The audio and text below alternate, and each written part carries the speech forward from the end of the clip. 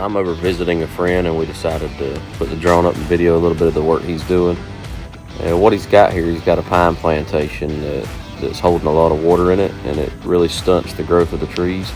They just will not grow if there's some, if they got water sitting around them all the time.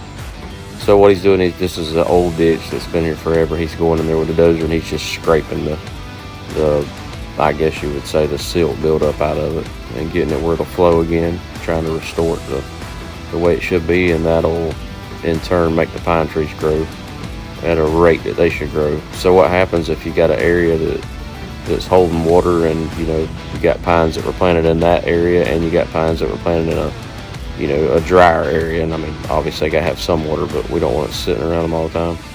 The pines that are in the water, that are actually in a low spot, they'll actually grow way less than a pine that's kind of on a hill.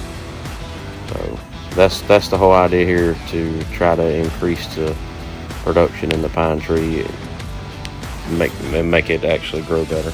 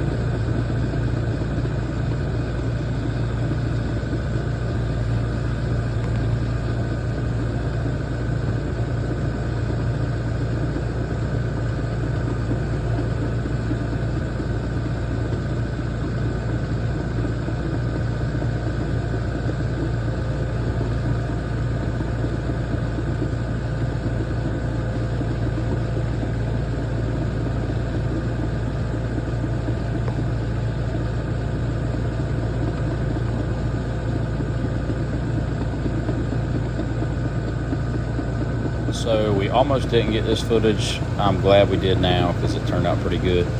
But this is challenging to fly this drone in this setting down this pine row. It looks pretty big here, but it's probably 15 foot wide, and I was flying it way further than I could see it, so the drone was out of sight for a lot of the flight. And this water, drones and water aren't really compatible. And then my buddy on the dozer, if he didn't see it go down, not only is it going to be in the water, it's going to be run over.